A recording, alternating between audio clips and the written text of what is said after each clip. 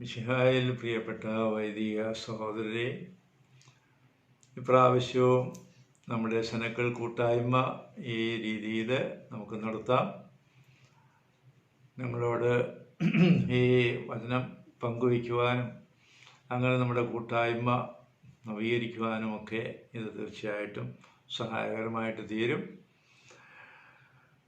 ഇപ്രാവശ്യം ഞാൻ പറയാൻ ആഗ്രഹിക്കുന്നത് യാക്കോബ് ശ്ലീഹായുടെ ലേഖനം 4-ാം അധ്യായമാണ്.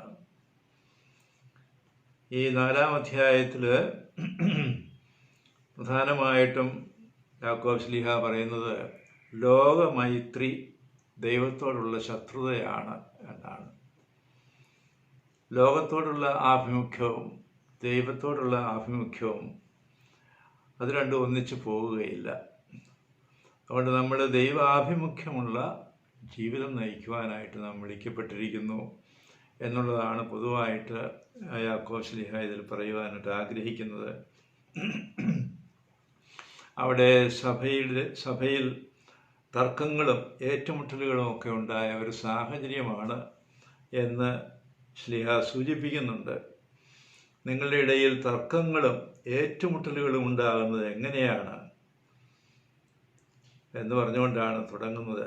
അപ്പോൾ ആ ഒരു പശ്ചാത്തലത്തിലാണ് യാക്കോബ് ശ്ലീഹ ഈ ഭാഗം അവതരിപ്പിക്കുന്നത്. ഒന്നാമതായിട്ട് യാക്കോബ് ശ്ലീഹ പറയുന്നത് നമ്മൾ ലൗകികമായ താല്പര്യങ്ങളെ നിയന്ത്രിക്കണം എന്നുള്ളതാണ്. ലൗകികമായ താല്പര്യങ്ങളെ നിയന്ത്രിക്കണം. ഇവിടെ പറയുന്നത്, നിങ്ങൾ ആഗ്രഹിക്കുന്നത് നിങ്ങൾക്ക് ലഭിക്കുന്നില്ല, നിങ്ങൾ കൊല്ലുകയും അസൂയപ്പെടുകയും ചെയ്യുന്നു, എന്നാൽ നിങ്ങൾക്കൊന്നും ലഭിക്കുന്നില്ല. നിങ്ങൾ വഴക്കിടുകയും യുദ്ധം ചെയ്യുകയും ചെയ്യുന്നു, നിങ്ങൾ ആവശ്യപ്പെടുന്നില്ല, അതിനാൽ നിങ്ങൾക്ക് ലഭിക്കുന്നില്ല. ചോദിച്ചിട്ട് നിങ്ങൾക്ക് ലഭിക്കുന്നില്ലെങ്കിൽ അത് നിങ്ങളുടെ ദുരാശകളെ തൃപ്തിപ്പെടുത്താൻ നിങ്ങൾ തിന്മയായിട്ടുള്ളത് ചോദിക്കുന്നത് കൊണ്ടാണ് എന്നാണ് പറയുന്നത്.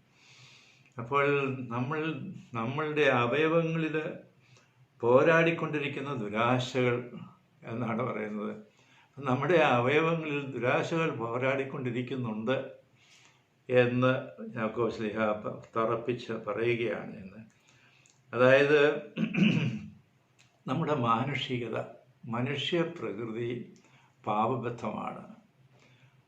ആ പ്രകൃതിയാണ് നമുക്കെല്ലാം കിട്ടിയിരിക്കുന്നത്. അപ്പോൾ അതുകൊണ്ട് തീർച്ചയായും നമ്മുടെ മാനുഷിക താല്പര്യങ്ങൾ അത് ലൗകിക താല്പര്യങ്ങളായിട്ടാണ് തീരുന്നത്.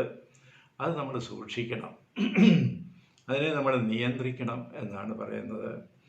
നമുക്കറിയാം, മാനുഷികത സാത്താനികതയാണ് എന്ന് ഈശോ സൂചിപ്പിച്ചിട്ടുണ്ട്. നമുക്കറിയാം, പത്രോസും ഈശോയും തമ്മിലുള്ള ആ ഡയലോഗ് സംഭാഷണത്തിൽ ഈശോ പറഞ്ഞു, ഞാൻ മനുഷ്യപുത്രൻ ജെറൂസലേമിലേക്ക് പോകണം, സഹിക്കണം, മരിക്കണം എന്നെല്ലാം പറഞ്ഞപ്പം പത്രോസ് പറഞ്ഞു, ഓ, നിനക്കിത് സംഭവിക്കാൻ പാടില്ല. പത്രോസിന് ഈശോയോടുള്ള സ്നേഹം കൊണ്ടാണ്, മാനുഷിക സ്നേഹം ഉണ്ടോ. ഉടനെ ഈശോ പത്രോസിനോട് പറഞ്ഞു, സാത്താനെ എന്ന് വിളിച്ചു, നീ എൻ്റെ പിന്നിൽ പോവുക എന്നാണ് പറയുന്നത്. അപ്പോൾ സാത്താനെ എന്ന് വിളിക്കണമെങ്കിൽ അതിൻ്റെ അർത്ഥം ഈ മാനുഷികതയുടെ പിന്നിൽ സാത്താൻ്റെ കെണിയുണ്ട് എന്നാണ്. അതാണ് ഈ ദുരാശകൾ എന്ന് പറയുന്നത്. അപ്പോൾ ആ മാനുഷികതയെ നമ്മൾ സൂക്ഷിക്കണം. നമ്മളെല്ലാവരും മനുഷ്യരാണ്. നമ്മൾ സ്വന്തമാക്കിയിട്ടുള്ള മനുഷ്യ പ്രകൃതി, ആ പ്രകൃതിക്കനുസരിച്ചുള്ള ആ ഒരു ജീവിതം നയിക്കുമ്പോൾ നമ്മൾ ഈ ദുരാശകൾ കടിമപ്പെടാനുള്ള സാധ്യതയുണ്ട്. സാത്താൻ്റെ കെണി അതിൻ്റെ പിന്നിലുണ്ട് എന്നുള്ളത് നമ്മൾ ഓർത്തിരിക്കണം. അപ്പം അതുകൊണ്ട് ഈ ദുരാശകളെ നമ്മൾ നിയന്ത്രിക്കണം. ശാരീരികമായ പ്രവണതകൾ, ലൗകികമായിട്ടുള്ള താല്പര്യങ്ങൾ, അതിനെയെല്ലാം നിയന്ത്രിക്കുവാൻ നമുക്ക് സാധിക്കണം. നിയന്ത്രിക്കണമെങ്കിൽ പ്രാർത്ഥന ആവശ്യമാണ്. പ്രാർത്ഥനയിലൂടെ ദൈവത്തിൻ്റെ ശക്തി നമ്മിൽ പ്രവർത്തിക്കണം. ആ ദൈവീകത ഉൾക്കൊള്ളുവാനായിട്ട് നമ്മൾ നിരന്തരമായി പരിശ്രമിച്ചുകൊണ്ടിരിക്കണം. പക്ഷെ അവിടെ പറയുന്നു, പ്രാർത്ഥിച്ചിട്ട് നിങ്ങൾക്കൊന്നും കിട്ടുന്നില്ല എന്ന് പറയുന്നു. അതെന്തുകൊണ്ടാണ് നിങ്ങൾക്ക് കിട്ടാതെ പോകുന്നത്? ചോദിച്ചിട്ടും നിങ്ങൾക്ക് ലഭിക്കുന്നില്ലെങ്കിൽ അത് നിങ്ങളുടെ ദുരാശകളെ തൃപ്തിപ്പെടുത്താൻ നിങ്ങൾ തിന്മയായിട്ടുള്ളവ ചോദിക്കുന്നത് കൊണ്ടാണ്. പലപ്പോഴും നമ്മുടെ പ്രാർത്ഥന നമ്മുടെ മാനുഷികമായ ആവശ്യങ്ങൾക്ക് വേണ്ടിയിട്ടുള്ള പ്രാർത്ഥനകളായിട്ടാണ് മാറുന്നത്. അത് എല്ലാം ദൈവം തരികയില്ല. മാനുഷികമായ താല്പര്യങ്ങളെല്ലാം നമുക്ക് നന്മയായിരിക്കണമെന്നില്ല. പിതാവായ ദൈവം എപ്പോഴും മക്കൾക്ക് നന്മയായിട്ടുള്ളത് മാത്രമേ അനുവദിക്കുകയുള്ളൂ. പക്ഷേ നമ്മൾ എപ്പോഴും ചോദിച്ചുകൊണ്ടിരിക്കുന്നത് ഈ മാനുഷികമായ ആവശ്യങ്ങളാണ്. അതുകൊണ്ട് നിങ്ങൾക്ക് കിട്ടാതെ പോകുന്നു. അതുകൊണ്ട് അതിൻ്റെ അർത്ഥം നമ്മൾ പ്രാർത്ഥനയിലും ജീവിതത്തിലും ഈ ലൗകികമായിട്ടുള്ള ഈ ലൗകികത ഇല്ലെന്ന് ഉറപ്പ് വരുത്തിക്കൊണ്ട് വേണം നമ്മൾ പ്രാർത്ഥിക്കുവാനും ജീവിക്കുവാനും. നമ്മുടെ ആ ലൗകികമായിട്ടുള്ള താല്പര്യങ്ങൾ നിയന്ത്രിച്ചുകൊണ്ട് എപ്പോഴും നമ്മൾ ജീവിക്കണം. ജീവിതവും പ്രാർത്ഥനയും അതുപോലെ ആയിരിക്കണം എന്നാണ് യാക്കോബ് ശ്ലീഹ ഇവിടെ പ്രത്യേകമായിട്ട് പറയുന്നത്.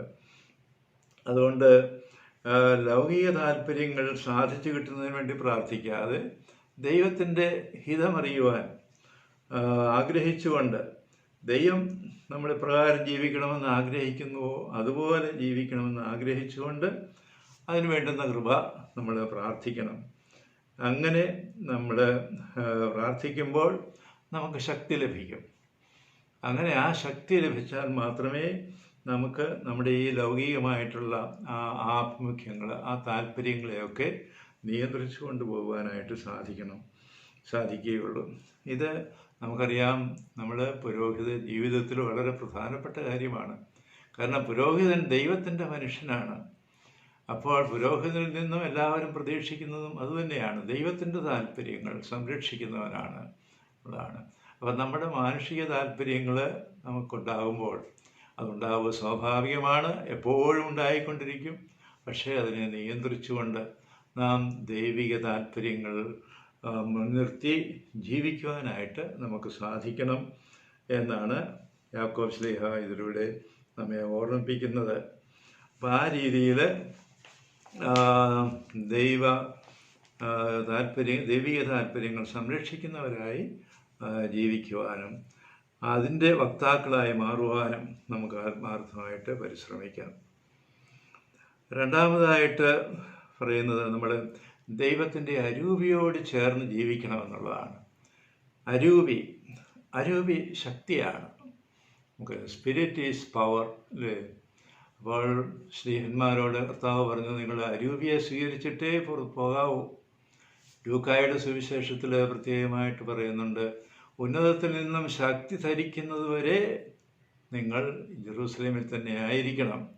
ശക്തി ധരിച്ചതിന് ശേഷം നിങ്ങൾ പോയി സുവിശേഷ പ്രസംഗം നടത്തണമെന്നാണ് പറയുന്നത്. അപ്പം അതിൻ്റെ അർത്ഥം ഈ അരൂപി ശക്തിയാണ്. അരൂപിയുടെ ശക്തി ഇല്ലാതെ നമുക്ക് ഈ ലൗകിക താല്പര്യങ്ങളെ നിയന്ത്രിക്കാൻ സാധിക്കുകയില്ല. ദൈവത്തോട് ചേർന്ന് ജീവിക്കാനായിട്ട് നമുക്ക് സാധിക്കുകയില്ല. അതുകൊണ്ട് നമുക്ക് ദൈവം അരൂപിയെ നൽകിയിട്ടുണ്ടെന്ന് നമുക്കറിയാം. മാമോദീസായിൽ നൽകി, പിന്നെ ഓരോ കൂദാശകളിലൂടെയും വിശുദ്ധ കുർബാനയിലൂടെയും നിരന്തരമായിട്ട് ഈ അരൂപിയെ ദൈവം നമുക്ക് നൽകിക്കൊണ്ടിരിക്കുകയാണ്. ഈ അരൂപിയിൽ നമ്മൾ ശക്തി പ്രാപിക്കാനായിട്ടും അരൂപിയിൽ വളരാനും നമ്മൾ നിരന്തരമായിട്ട് പരിശ്രമിച്ചു കൊണ്ടിരിക്കണം എന്നാണ്. അപ്പോൾ ഈ അരൂപിയിൽ വളർന്ന് ശക്തി പ്രാപിച്ചുകൊണ്ട് ദൈവത്തിൻ്റെ താല്പര്യങ്ങളുടെ വക്താക്കളായിട്ട് നമ്മൾ മാറണം, മാനുഷികമായ താല്പര്യങ്ങൾക്ക് അടിമപ്പെടാതെ. അപ്പോൾ പക്ഷേ ഈ അരൂപി കിട്ടണമെങ്കിൽ എളിമയുണ്ടാകണമെന്നാണ് യാക്കോബ് ശ്ലീഹ പറയുന്നത്. അവിടെ പ്രത്യേകമായിട്ട് യാക്കോബ് ശ്ലീഹ നമ്മളെ ഓർമ്മിപ്പിക്കുന്നതാണ്. ദൈവം അവിടുന്ന് കൃപാപനം, അതുകൊണ്ടാണ് ഇങ്ങനെ എഴുതിയിരിക്കുന്നത്, ദൈവം അഹങ്കാരികളെ എതിർക്കുകയും എളിമയുള്ളവർക്ക് കൃപ കൊടുക്കുകയും ചെയ്യുന്നു. അവിടെ 6-ാമത്തെ വാക്യത്തിൽ പ്രത്യേകമായിട്ട് പറയുന്നത്. അതുകൊണ്ട് ആകയാൽ ദൈവത്തിന് വിധേയരാകുവിൻ, പിശാചിനെ ചെറുത്ത് നിൽക്കുവിൻ, അപ്പോൾ അവൻ നിങ്ങളിൽ നിന്ന് ഓടി അകന്നുകൊള്ളും. ദൈവത്തോട് ചേർന്ന് നിൽക്കുവിൻ. അപ്പോൾ ഈ ദൈവത്തോട് ചേർന്ന് നിൽക്കാൻ നമുക്ക് സാധിക്കണം. അപ്പോൾ അവിടുന്ന് നിങ്ങളോടും ചേർന്ന് നിൽക്കും എന്നാണ് പറയുന്നത്. അപ്പോൾ ദൈവത്തോട് ചേർന്ന് നിൽക്കുക എന്ന് പറഞ്ഞാൽ ഈ അരൂപിയുടെ ഒരു തുറവിയിൽ നമ്മളെപ്പോഴും ജീവിക്കണം, പ്രാർത്ഥിക്കണം. പ്രാർത്ഥന അരൂപിയോടുള്ള തുറവിയാണെന്നാണ് പറയുന്നത്. Prayer is openness to the spirit. അപ്പോൾ ആ രീതിയിൽ നമ്മൾ പ്രാർത്ഥിക്കണം. അവിടെ എളിമ നമുക്ക് ആവശ്യമാണ്. അതായത് നമുക്ക് സ്വയം ഒന്നും സാധ്യമല്ല. പൂർണ്ണമായും ദൈവത്തിൽ ആശ്രയിച്ചുകൊണ്ട്, ദൈവത്തിൻ്റെ ശക്തിയിൽ ആശ്രയിച്ചുകൊണ്ട്, ആ ദൈവത്തിൻ്റെ ആഗ്രഹങ്ങൾ, ഹിതം മനസ്സിലാക്കി അതിനനുസരിച്ച് ജീവിക്കുവാൻ തക്ക വിധത്തിൽ ആ രീതിയിൽ നമ്മൾ പ്രാർത്ഥിക്കണം. അങ്ങനെ എളിമയോടുകൂടി ദൈവസന്നിധിയിൽ നമ്മൾ പ്രാർത്ഥിക്കുമ്പോൾ നമുക്ക് ദൈവത്തിൻ്റെ അരൂപിയെ ലഭിക്കും. ഈ ദൈവാരൂപി പുരോഹിതർ എന്ന നിലയിൽ നമുക്ക് പ്രത്യേകമായിട്ട് ലഭിച്ചിട്ടുണ്ട് എന്നുള്ളത് നമുക്ക് എല്ലാവർക്കും അറിയാം. പരിശുദ്ധാത്മാവിൻ്റെ കൃപാവരത്താലാണ് ആ പൗരോഹിത്യ പദവികൾ നൽകപ്പെടുന്നത്. നമ്മുടെ പ്രാർത്ഥനയിൽ, നമ്മുടെ കുർബാനയിൽ നമ്മൾ ചൊല്ലുന്നുണ്ടല്ലോ. അപ്പോൾ പരിശുദ്ധാരൂപിയെ പ്രത്യേകമായിട്ട് പുരോഹിതർക്ക് നൽകുന്നുണ്ട്. പൗരോഹിത്യത്തിൻ്റെ ഒരു ദാനമാണത്, അരൂപി. മാത്രമല്ല, നമ്മൾ കുർബാനയിൽ സമാധാനം നിങ്ങളോടുകൂടെ എന്ന് പറയുമ്പോൾ എല്ലാവരും പറയും അങ്ങയോടും അങ്ങയുടെ അരൂപിയോടും കൂടി എന്ന് പറയും. അതേത് അരൂപിയാണ്? ഈ പൗരോഹിത്യത്തിൻ്റെ അരൂപിയാണ്. അപ്പോൾ നമുക്ക് അരൂപി ഉണ്ടെന്നുള്ളത് ദൈവജനം നമ്മളെ ഓർമ്മിപ്പിക്കുകയാണ് ഓരോ പ്രാവശ്യവും, അങ്ങയോടും അങ്ങയുടെ അരൂപിയോടും കൂടി. അപ്പോൾ ഈ പൗരോഹിത്യത്തിൽ നമുക്ക് ലഭിച്ചിരിക്കുന്ന ആ അരൂപി, പ്രത്യേകമായിട്ട് അരൂപി ലഭിച്ചിട്ടുണ്ടെന്ന് നമ്മൾ വിശ്വസിക്കുകയും ആ അരൂപിയിൽ ശക്തി പ്രാപിക്കുകയും ചെയ്തുകൊണ്ട് നമ്മുടെ പൗരോഹിത ശുശ്രൂഷ നമ്മൾ നിർവഹിക്കണം. അല്ലെങ്കിൽ നമുക്ക് പുരോഹിത ശുശ്രൂഷ നിർവഹിക്കാൻ സാധിക്കുകയില്ല. നമ്മൾ വെറും മനുഷ്യരാണ്. അപ്പോൾ ഈ മാനുഷികമായ താല്പര്യങ്ങൾ നമ്മളെ കീഴടക്കും. അത് വരാതിരിക്കാൻ നമ്മൾ സൂക്ഷിക്കണം. അതുകൊണ്ട് ഈ പ്രാർത്ഥനയിൽ ശക്തി പ്രാപിക്കണം. പ്രാർത്ഥനയിലൂടെ എളിമയോടുകൂടി ഈ അരൂപിയെ ആഗ്രഹിച്ചുകൊണ്ട്, അരൂപിയെ അപേക്ഷിച്ചുകൊണ്ട്, അരൂപി നൽകണമേ എന്ന് പ്രാർത്ഥിച്ചുകൊണ്ട് വീണ്ടും വീണ്ടും ആ നൽകിയിരിക്കുന്ന അരൂപിയെ നവീകരിക്കുവാൻ ആഗ്രഹിച്ചുകൊണ്ട് നമ്മൾ എളിമയോടുകൂടി പ്രാർത്ഥിക്കുന്നവരായി മാറണം. അങ്ങനെ നിരന്തരമായ ഈ അരൂപിയെ സ്വീകരിക്കാനായിട്ട് നമുക്ക് സാധിക്കണം. പുരോഹിതൻ അരൂപിയെ കൊടുക്കുന്നവനുമാണ് എന്നുള്ളത് നമ്മൾ മറക്കരുത്. ഈ അരൂപിയെ സ്വർഗത്തിൽ നിന്നും ക്ഷണിച്ചു വരുത്തി ആ എപ്പിക്ലേസിസ് ക്ഷണം നൽകുന്നവനാണ് പുരോഹിതൻ. അപ്പോൾ അരൂപിയിൽ ജീവിക്കുന്നവനും അരൂപിയിൽ ശക്തി പ്രാപിച്ച് പ്രവർത്തിക്കുന്നവനും അരൂപിയെ മറ്റുള്ളവർക്ക് കൊടുക്കുന്നവനുമായിട്ട് തീരേണ്ട വ്യക്തിയാണ് പുരോഹിതൻ. അതുകൊണ്ട് നമ്മൾ ഈ അരൂപിയിൽ ശക്തി പ്രാപിക്കുക, അരൂപിയോട് ചേർന്ന് ജീവിക്കുക എന്നുള്ളത് വളരെ പ്രധാനപ്പെട്ട ഒരു കാര്യമാണ് എന്ന് പ്രത്യേകമായിട്ട് നമ്മൾ മനസ്സിലാക്കണം. ഈ അരൂപിയിൽ ശക്തി പ്രാപിച്ച് നമ്മുടെ പൗരോഹിത്യ ശുശ്രൂഷകൾ നിർവഹിക്കാനായിട്ട് നമുക്ക് സാധിക്കണം. പിന്നെ മൂന്നാമതായിട്ട് യാക്കോബ് ശ്ലീഹ പറയുന്നത്, നിങ്ങൾ ആരെയും വിധിക്കരുത് എന്നാണ് പറയുന്നത്. ആരെയും വിധിക്കാതിരിക്കുക എന്ന് പറയുന്നത്. അവിടെ 11-ാമത്തെ വാക്യത്തിൽ പറയുന്നു, സഹോദരരെ നിങ്ങൾ പരസ്പരം എതിർത്ത് സംസാരിക്കരുത്. സഹോദരനെതിരായി സംസാരിക്കുകയോ സഹോദരനെ വിധിക്കുകയോ ചെയ്യുന്നവൻ നിയമത്തിനെതിരായി സംസാരിക്കുകയും നിയമത്തെ വിധിക്കുകയും ചെയ്യുന്നു. നിയമത്തെ വിധിക്കുന്നെങ്കിൽ നീ നിയമം അനുസരിക്കുന്നവനല്ല, മറിച്ച് അതിൻ്റെ വിധികർത്താവത്രേ. നിയമദാതാവും ന്യായാധിപനുമായ ഒരുവനേ ഉള്ളൂ. അവിടുന്ന് രക്ഷിക്കാനും നശിപ്പിക്കാനും കഴിവുള്ളവനാണ്. എന്നാൽ അയൽക്കാരനെ വിധിക്കാൻ നീ ആരാണ് എന്നാണ് ചോദിക്കുന്നത്. നമുക്കറിയാം, പഴയ നിയമത്തിൽ ഈ പരസ്നേഹത്തിൻ്റെ കൽപ്പന നൽകപ്പെട്ടിട്ടുണ്ട്. ലേവായരുടെ പുസ്തകം 19-ാം അധ്യായം 16-18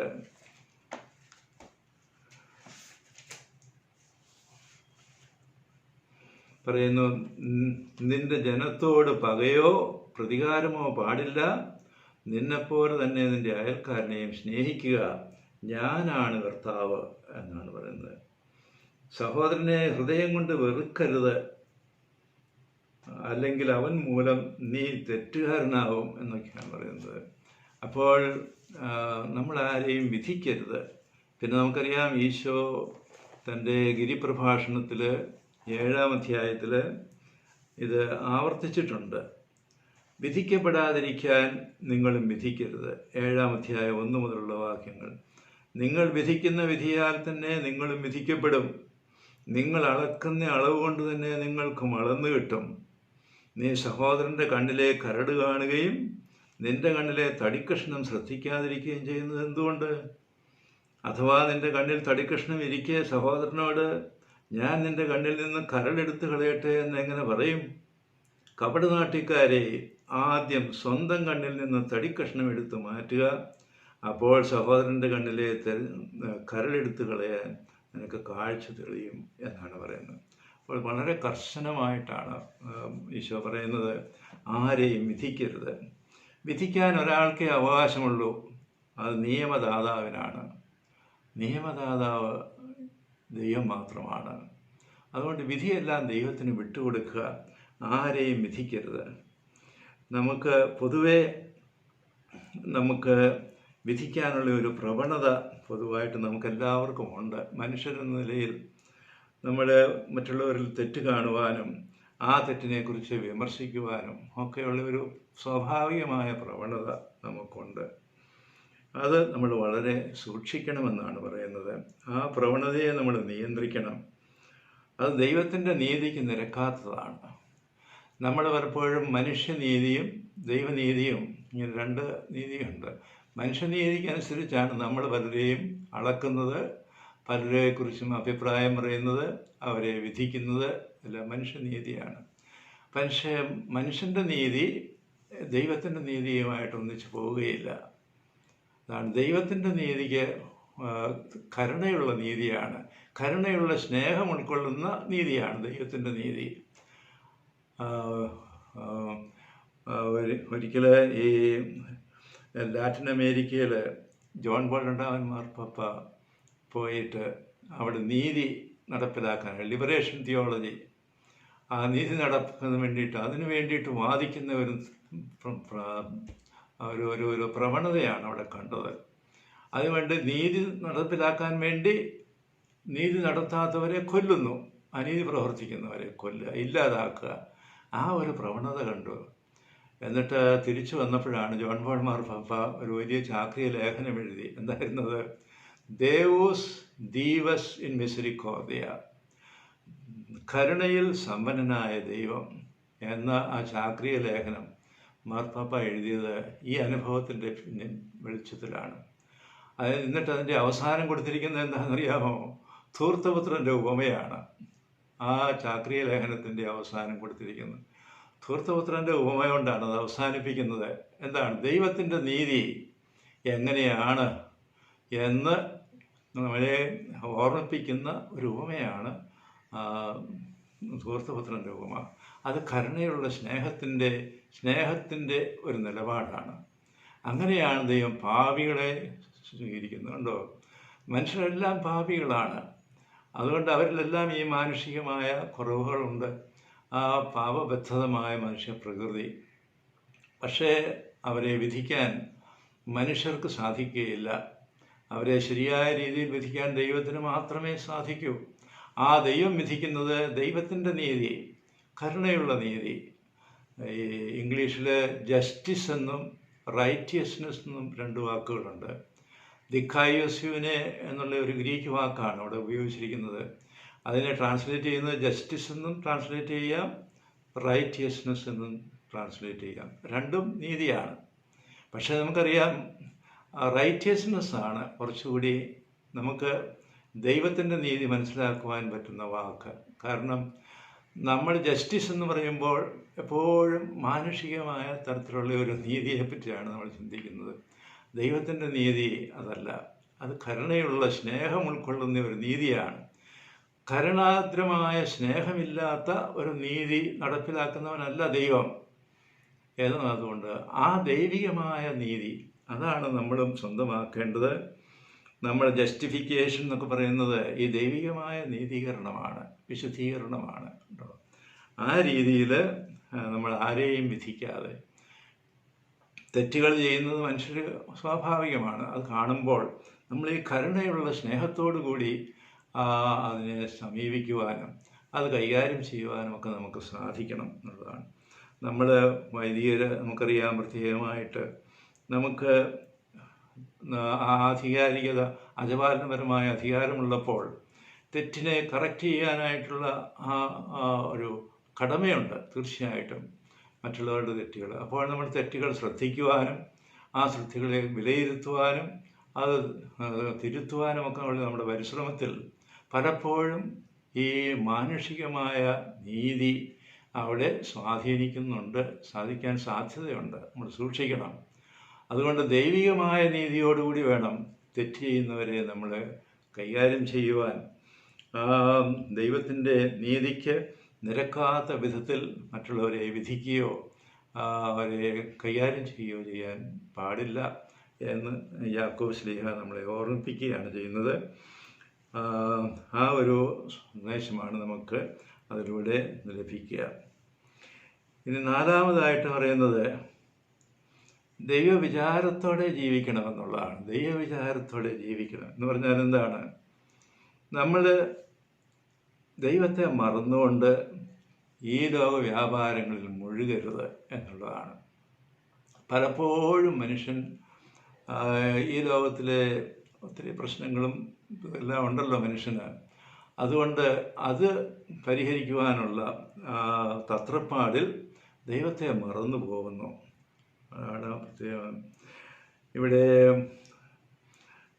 യാക്കോബ് ശ്ലീഹ പറയുന്നു, ഇന്നോ നാളെയോ ഞങ്ങൾ ഇന്ന പട്ടണത്തിൽ പോയി അവിടെ ഒരു വർഷം താമസിച്ച് വ്യാപാരം ചെയ്ത് ലാഭമുണ്ടാക്കുമെന്ന് പ്രഖ്യാപിക്കുന്ന നിങ്ങളോടൊന്ന് പറയട്ടെ, നാളത്തെ നിങ്ങളുടെ ജീവിതം എങ്ങനെയുള്ളതായിരിക്കുമെന്ന് നിങ്ങൾക്കറിഞ്ഞുകൂടാ. അല്പനേരത്തേക്ക് പ്രത്യക്ഷപ്പെടുകയും അതിനുശേഷം അപ്രത്യക്ഷമാവുകയും ചെയ്യുന്ന മൂടൽ മഞ്ഞാണ് നിങ്ങൾ. നമ്മുടെ ജീവിതം എന്ന് പറയുന്നത് മൂടൽ മഞ്ഞ് പോലെയാണെന്നാണ് യാക്കോബ് ശ്ലീഹ പറയുന്നത്. എന്ന് പറഞ്ഞാൽ എന്താണ്? ഇപ്പോഴുണ്ട്, പിന്നെ ഇല്ല, അല്ലേ? മൂടൽ മഞ്ഞ് ഇങ്ങനെ നിറഞ്ഞു നിൽക്കുന്നത് കാണും, കുറേ കഴിയുമ്പോഴത്തേക്കും പിന്നെ അത് അപ്രത്യക്ഷമാവും. ഇതുപോലെയാണ് മനുഷ്യ ജീവിതം എന്നാണ് പറയുന്നത്. അതുകൊണ്ട് മനുഷ്യ ജീവിതത്തിൻ്റെ ക്ഷണികത ഗ്രഹിക്കാതെ ഭാവിയെക്കുറിച്ച് അത്യാഗ്രഹത്തോടെ പദ്ധതികൾ തയ്യാറാക്കുക, അങ്ങനെയാണ് മനുഷ്യൻ്റെ ഒരു പ്രവണതയാണ്. സ്വാഭാവികമായിട്ട് മനുഷ്യന് ഈ ലോക ജീവിതം സുരക്ഷിതമാക്കാൻ വേണ്ടിയിട്ട് എന്തെല്ലാം പ്ലാനുകളാണ്, അല്ലേ? എന്തെല്ലാം പരിശ്രമങ്ങളാണ് നടത്തുന്നത്. സ്വാഭാവികമാണ് അത്. പക്ഷേ അത് ദൈവത്തെ മറന്നുകൊണ്ടാവരുത്. വെറും മാനുഷികമായിട്ടുള്ള ആ ഉത്കണ്ഠയുടെ പേരിൽ ദൈവവിചാരമില്ലാതെ ഈ ലോകത്തെക്കുറിച്ചുള്ള വിചാരം മാത്രം പുലർത്തിക്കൊണ്ട് ചെയ്യാൻ പാടില്ല. കാരണം ദൈവത്തിൻ്റെ പരിപാലനയിൽ നമ്മൾ വിശ്വസിക്കണം. ദൈവമാണ് നമ്മുടെ സുരക്ഷിതത്വം. ഗോഡ് ഈസ് മൈ സെക്യൂരിറ്റി എന്നുള്ള ആ ഒരു നിലപാട് സ്വീകരിക്കാനായിട്ട് നമുക്ക് സാധിക്കണം എന്നുള്ളതാണ്. എല്ലാ മനുഷ്യരെക്കുറിച്ചും ബാധകമാണിത്. ആ പുരോഹിതരെക്കുറിച്ച് പ്രത്യേകം ബാധകമാണ്. കാരണം നമുക്ക് ലൗകികമായ സുരക്ഷിതത്വം ഉപേക്ഷിച്ച് പോകുന്നവരാണ് നമ്മൾ, അല്ലേ? നമ്മൾ കുടുംബം ഉപേക്ഷിച്ചു, വിവാഹം ഉപേക്ഷിച്ചു, നമുക്ക് കിട്ടാവുന്നതെല്ലാം, ലോകത്തിലുണ്ടാകുന്ന നേട്ടങ്ങളെല്ലാം ഉപേക്ഷിച്ചു, എല്ലാം ഉപേക്ഷിച്ച് പോകുന്നവരാണ്. എങ്കിലും നമുക്കറിയാം നമുക്കിതൊക്കെ ആവശ്യമാണ്. അതുകൊണ്ട് അതേപ്പറ്റിയുള്ള ഉത്കണ്ഠകളും ഇതൊക്കെ ഉണ്ടാകുക സ്വാഭാവികമാണ്. അവിടെ നമ്മൾ സൂക്ഷിക്കണം. ദൈവത്തിൻ്റെ പരിപാലനയിൽ വിശ്വസിക്കുക. നമുക്കറിയാമല്ലോ, ഗിരിപ്രഭാഷണത്തിലെ മത്തായിയുടെ സുവിശേഷം 6-ാം അധ്യായം, അവിടെ കർത്താവ് പറയുന്ന പരിപാലനയെക്കുറിച്ച് പറയുന്ന കാര്യങ്ങൾ നമുക്കെല്ലാം അറിയാവുന്നതാണ്. നിങ്ങൾ ആകുലപ്പെടേണ്ട, അല്ലേ? പക്ഷികളെ നോക്കുവിൻ, അല്ലേ? വയലിലെ ലിലി പുഷ്പങ്ങളെ നോക്കുവിൻ, അവർക്ക് ഉത്കണ്ഠ കൂടാതെ അവർ. അതുകൊണ്ട് അവയെയൊക്കെ സംരക്ഷിക്കുന്ന ആ ദൈവം നിങ്ങളെ സംരക്ഷിക്കാതിരിക്കുമോ? അപ്പോൾ അവരെല്ലാം ശ്രേഷ്ഠരല്ലേ നിങ്ങൾ എന്ന് അതുകൊണ്ട് ഉത്കണ്ഠാകുലരാകരുത്. ഉത്കണ്ഠ ഒരിക്കലും നല്ലതല്ല. അതാണ് നമുക്കൊരു സുരക്ഷിതത്വ ബോധമുണ്ടാകണം. ആരാണ് നമ്മുടെ സുരക്ഷിതത്വം? ദൈവമാണ് സുരക്ഷിതത്വം. ഈ ലോകത്തിലൊന്നിനും നമുക്ക് സുരക്ഷിതം തരാനായിട്ട് സാധിക്കുകയില്ല. അതുകൊണ്ട് നശ്വരമായ ഈ ലോകത്തിൻ്റെ സുരക്ഷിതത്വം തേടാതെ ദൈവത്തിൽ മാത്രം സുരക്ഷിതത്വം കണ്ടെത്തുന്ന ഒരു ജീവിതം നയിക്കുവാൻ നമുക്ക് സാധിക്കണം. അത് വൈദികർ നമ്മൾ ജീവിക്കണം. അങ്ങനെ ജീവിക്കാൻ ജനങ്ങളെ നമ്മൾ ഉത്ബോധിപ്പിക്കുകയും ചെയ്യണം. ഈ ദൈവവിചാരം കൂടാതെ ഈ ലോകത്തിലെ സുരക്ഷിതത്വം തേടി ഇങ്ങനെ പല വിചാരപ്പെട്ട് ഉത്കണ്ഠാകുലരായി ഓടി നടന്ന് പ്ലാനുകളിട്ട് ഇങ്ങനെയെല്ലാം ജീവിക്കാതെ ദൈവവിചാരത്തോടു കൂടി പ്ലാൻ ചെയ്യുക. നമ്മുടെ ജീവിതത്തിൻ്റെ ലക്ഷ്യം ദൈവമാണ് എന്നുള്ള ആ ഒരു ബോധ്യത്തോടു കൂടി ആ ദൈവത്തോട് ചേർന്ന് നിന്നുകൊണ്ട് ജീവിതം നയിക്കുവാൻ, പ്രവർത്തനങ്ങൾ ചെയ്യുവാൻ, ജീവിതത്തിൻ്റെ ആവശ്യങ്ങളൊക്കെ തേടുവാൻ ഒക്കെ നമുക്ക് സാധിക്കണം എന്നാണ് ഇവിടെ യാക്കോബ് ശ്ലീഹ പ്രത്യേകമായിട്ട് പറയുന്നത്. എന്നിട്ട് അതിൻ്റെ ഒരു പ്രായോഗിക നിഗമനമായിട്ടാണ് 5-ാമതായിട്ട് പറയുന്നത്, ദൈവഹിതം മാനദണ്ഡമാക്കി ജീവിക്കുക. ദൈവഹിതം മാനദണ്ഡമാക്കി, അതിനെക്കുറിച്ച് വളരെ വ്യക്തമായിട്ട് പറയുന്നത് പ്ലാൻ ചെയ്യുന്നതിനെക്കുറിച്ചാണ്. 15-16 വാക്യങ്ങളിൽ നിങ്ങൾ ഇങ്ങനെയാണ് പറയേണ്ടത്: കർത്താവ് മനസ്സാകുന്നെങ്കിൽ ഞങ്ങൾ ജീവിക്കുകയും യഥായുക്തം പ്രവർത്തിക്കുകയും ചെയ്യും. നിങ്ങളോ ഇപ്പോൾ വ്യർത്ഥഭാഷണത്താൽ ആത്മപ്രശംസ ചെയ്യുന്നു. ഇപ്രകാരമുള്ള ആത്മപ്രശംസ തിന്മയാണ്. കർത്താവ് മനസ്സാകുന്നെങ്കിൽ, നമുക്കറിയാമല്ലോ, നമ്മൾ ക്ഷണക്കത്തൊക്കെ എഴുതുമ്പോൾ DV എന്നെഴുതും. DV എന്ന് പറഞ്ഞാൽ എന്താ? ദേവോ ഒളേന്തേ. അതായത് ദൈവം മനസ്സാകുന്നുവെങ്കിൽ. അതൊരു വെറും ഫോർമാലിറ്റി ആയിട്ട് പോകരുത്. ഇപ്പം നമ്മൾ ഓരോന്നിനും പലരും ക്ഷണിക്കുന്നുണ്ട്. ക്ഷണക്കത്ത് അയക്കുമ്പോൾ DV എന്ന് അവിടെ കൂട്ടിച്ചേർക്കും. അതിതാണ് ദേവോ ഒളേന്തേ, ദൈവം മനസ്സാകുന്നെങ്കിൽ. അതാണ് ദൈവത്തിന് വിട്ടുകൊടുത്തിരിക്കുകയാണ്. അങ്ങനെ വേണമെന്നാണ് യാക്കോബ് ശ്ലീഹ ഇവിടെ പറയുന്നത്. ദൈവം മനസ്സാകുന്നെങ്കിൽ ഞാൻ ഇന്നത് ചെയ്യും, ഞാൻ അങ്ങോട്ട് പോകും, ഞാൻ അവിടെ അത് ചെയ്യും, ഈ പ്രവർത്തനങ്ങളൊക്കെ നടത്തും എന്ന് അങ്ങനെ ഒരു കണ്ടീഷൻ എപ്പോഴും നമ്മുടെ പ്ലാനിങ്ങിൽ ഉണ്ടാവണം എന്ന് യാക്കോബ് ശ്ലീഹ പറയുകയാണ് ചെയ്യുന്നത്. കാരണം നമ്മൾ ദൈവത്തിൻ്റേതാണ്. നമുക്കുള്ള കഴിവുകളും നമ്മുടെ സാധ്യതകളും എല്ലാം ദൈവത്തെ ആശ്രയിച്ചാണ്. ദൈവം തന്നതേ ഉള്ളൂ, അല്ലാതെ നമുക്കൊന്നുമില്ല, സ്വന്തമായിട്ട് യാതൊന്നുമില്ല. ആ ദൈവം തരുന്നെങ്കിൽ ദൈവത്തിൻ്റെ ഹിതം സ്വീകരിച്ച്, ദൈവത്തിൻ്റെ ദാനമായിട്ട് അംഗീകരിച്ച്, ദൈവത്തിന് മഹത്വം നൽകത്തക്ക രീതിയിൽ എല്ലാം പ്ലാൻ ചെയ്യുക. ജീവിതത്തെ പ്ലാൻ ചെയ്യുവാനായിട്ട് നമുക്ക് സാധിക്കണം. സ്വയം കേന്ദ്രീകൃത ജീവിതം ഭോഷത്വമാണ്, നാശമാണ് എന്നാണ് യാക്കോബ് ശ്ലീഹ പറയുന്നത്. അത് ശരിയാണ്.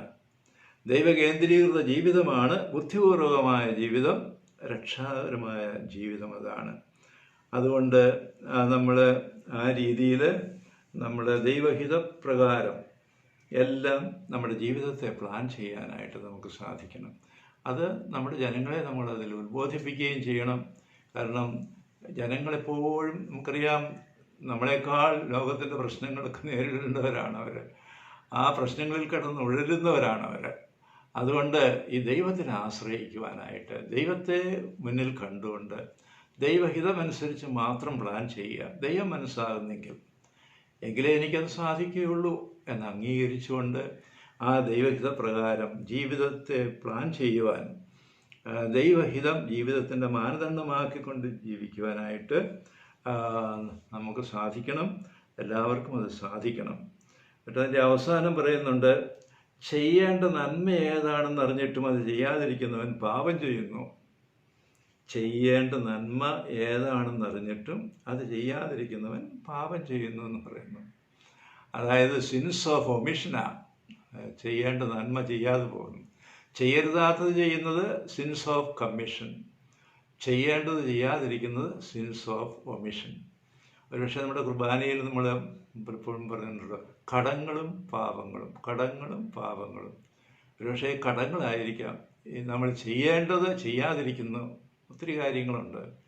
ചെയ്യരുതാത്തത് ചെയ്യുന്നത്, അത് പാപങ്ങളും കടങ്ങളുടെ പൊറുതിയും പാപങ്ങളുടെ മോചനവും എന്ന് പല പ്രാർത്ഥനയിലും ആവർത്തിക്കപ്പെടുന്നുണ്ട്. ഒരുപക്ഷെ ഇത് നമ്മളെ ഓർമ്മിപ്പിക്കാനായിരിക്കും. നമ്മൾ പലപ്പോഴും ചെയ്യരുതാത്തത് ചെയ്യുന്നതേ പാപമെന്ന് ചിന്തിക്കാറുള്ളൂ. ചെയ്യേണ്ടത് ചെയ്യാതിരിക്കുന്ന എന്തുമാത്രമുണ്ട് എന്നുള്ളതിനെപ്പറ്റി ആരും ചിന്തിക്കാതിരില്ല. അത് വലിയൊരു കടപ്പാടാണ്. ദൈവത്തിൻ്റെ മുമ്പിൽ കടക്കാരായിട്ട് തീരുകയാണ് ചെയ്യുന്നത്. നമ്മൾ ചെയ്യേണ്ട കാര്യങ്ങൾ എന്താണെന്ന് ദൈവം നമ്മളെ കൂടെ ഓർമ്മിപ്പിക്കുന്നുണ്ട്. അതിനെക്കുറിച്ച് അത് പരിഗണിക്കാതെ നമ്മൾ ചെയ്യരുതാത്തത് ചെയ്തുകൊണ്ട് അങ്ങനെ ജീവിക്കുന്നുണ്ടോ? അപ്പോൾ അതുകൊണ്ടായിരിക്കണം ഈ ദൈവവിചാരത്തോടു കൂടി ജീവിക്കണം. ശരിക്കും ദൈവത്തോട് ചേർന്ന് ജീവിക്കണം. ദൈവഹിതമനുസരിച്ച് ജീവിക്കണം. അപ്പോൾ നമ്മുടെ ജീവിതത്തെ പ്ലാൻ ചെയ്യുന്നത് പോലും ദൈവഹിതമനുസരിച്ച് മാത്രം. ആ ഒരു വ്യവസ്ഥയിലാണ് നമ്മൾ പ്ലാൻ ചെയ്യേണ്ടത് എന്ന് യാക്കോബ് ശ്ലീഹ പറയുകയാണ്. ഇത് വളരെ പ്രധാനപ്പെട്ട ഒരു സന്ദേശമാണ് നമുക്ക് നൽകുന്നത്. നമ്മളെ സംബന്ധിച്ചും നമ്മുടെ ജനങ്ങളെ സംബന്ധിച്ചും എല്ലാം ഈ ദൈവഹിതമനുസരിച്ച് ജീവിക്കുവാനും പ്ലാൻ ചെയ്യുവാനും പ്രവർത്തിക്കുവാനും എപ്പോഴും നിരന്തരമായിട്ട് നമ്മൾ പരിശ്രമിച്ചുകൊണ്ടിരിക്കണം. അതിന് ഭയപ്പെടേണ്ട ആവശ്യമില്ല. ദൈവം നമ്മുടെ സുരക്ഷിതത്വമാണ്. ദൈവമാണ് നമ്മുടെ സുരക്ഷിതത്വം എന്നുള്ള ആ ഒരു ബോധ്യത്തോടു കൂടി എപ്പോഴും ദൈവത്തോട് ചേർന്ന് ദൈവഹിതപ്രകാരം ജീവിതത്തെ പ്ലാൻ ചെയ്യുവാനും ജീവിതം നയിക്കുവാനും ആത്മാർത്ഥമായിട്ട് നാം പരിശ്രമിക്കണം. ഇത്രയൊക്കെ ചിന്തകളാണ് ഈ അവസരത്തിൽ നമുക്ക് നടത്താവുന്നത്. ഇതിൻ്റെ വെളിച്ചത്തിൽ നമ്മുടെ ചോദ്യങ്ങൾ, ഒരു 5 ചോദ്യങ്ങൾ ഞാൻ തയ്യാറാക്കിയിരിക്കുന്നത് വായിക്കാം. ഒന്നാമത്തെ ചോദ്യം: എന്നിലുള്ള വെറും മാനുഷികവും ലൗകികവുമായ താല്പര്യങ്ങളെ നിയന്ത്രിച്ചുകൊണ്ട് ജീവിക്കുവാൻ ഞാൻ പരിശ്രമിക്കുന്നുണ്ടോ? എന്നിലുള്ള വെറും മാനുഷികവും ലൗകികവുമായ താല്പര്യങ്ങളെ നിയന്ത്രിച്ചുകൊണ്ട് ജീവിക്കുവാൻ ഞാൻ പരിശ്രമിക്കുന്നുണ്ടോ?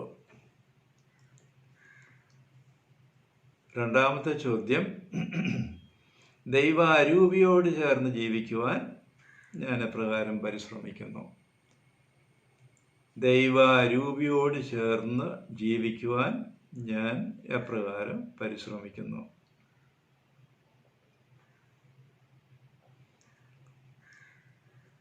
മൂന്നാമത്തെ ചോദ്യം: ആരെയും വിധിക്കാതെയും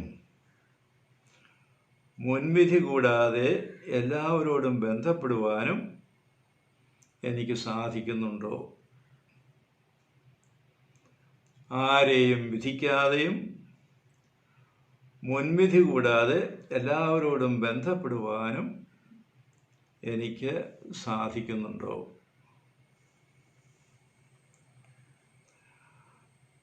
നാലാമത്തെ ചോദ്യം: ദൈവവിചാരത്തോടെയാണോ ഞാൻ എപ്പോഴും ജീവിക്കുന്നതും പ്രവർത്തിക്കുന്നതും? ദൈവവിചാരത്തോടെയാണോ ഞാൻ എപ്പോഴും ജീവിക്കുന്നതും പ്രവർത്തിക്കുന്നതും?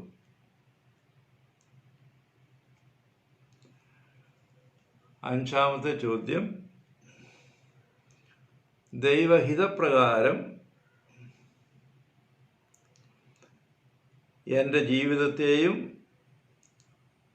പദ്ധതികളെയും ക്രമീകരിക്കുവാൻ ഞാൻ നിരന്തരം ശ്രദ്ധിക്കുന്നുണ്ടോ? ദൈവഹിതപ്രകാരം എൻ്റെ ജീവിതത്തെയും പദ്ധതികളെയും ക്രമീകരിക്കുവാൻ ഞാൻ നിരന്തരം ശ്രദ്ധിക്കുന്നുണ്ടോ? അപ്പോൾ ഇതിൻ്റെയൊക്കെ വെളിച്ചത്തിൽ നമുക്ക് ഈ പ്രാവശ്യത്തെ നമ്മുടെ ധ്യാനം വിചിന്തനങ്ങളുമൊക്കെ നടത്താം. നമുക്ക് പറ്റുന്നതുപോലെ എല്ലാവരുമായിട്ടൊക്കെ പങ്കുവയ്ക്കാം. എല്ലാവരും എനിക്ക് തോന്നുന്നത് പരസ്പരമൊക്കെ ഒന്ന് വിളിച്ച് ഫോൺ ചെയ്ത് ബന്ധപ്പെട്ട് എല്ലാവരെയും ഒന്ന് സന്തോഷിപ്പിക്കുന്നത് നല്ലതാണ്. പ്രത്യേകിച്ച് ഈ കോവിഡ് കാലത്ത് എല്ലാവരും ഒറ്റപ്പെട്ടിങ്ങനെ ഓരോരുത്തരായിട്ട് ഇരിക്കുകയാണ്, നമുക്ക് കാണാൻ സാധിക്കുന്നില്ല. എങ്കിലും അങ്ങനെ നമ്മൾ പരസ്പരം നമ്മുടെ സ്നേഹവും നമ്മുടെ താല്പര്യവുമെല്ലാം പ്രകടിപ്പിക്കുന്നത് നല്ലതായിരിക്കും. നമുക്ക് പ്രത്യേകമായിട്ട് ഈ കോവിഡ് ബാധയിൽ നിന്നും നമ്മളെ രക്ഷിക്കുവാനായിട്ട് കർത്താവിനോട് പ്രാർത്ഥിക്കാം. നമുക്ക് ആ സ്നേഹത്തിൽ കൂടുതലായിട്ട് കൂട്ടായ്മയിൽ വളരാനും കൂട്ടായ്മയിൽ ബന്ധപ്പെടുവാനും ഒക്കെ നമുക്ക് ആത്മാർത്ഥമായിട്ട് പരിശ്രമിക്കാം. നിങ്ങൾക്ക് എല്ലാവർക്കും നിങ്ങളോട് ഇതെല്ലാം പങ്കുവയ്ക്കാൻ സാധിച്ചതിലുള്ള സന്തോഷം അറിയിക്കുകയും നിങ്ങൾക്കെല്ലാവർക്കും ദൈവാനുഗ്രഹം പ്രാർത്ഥിക്കുകയും ചെയ്യുന്നു. ദൈവം നമ്മളെ എല്ലാവരെയും അനുഗ്രഹിക്കട്ടെ.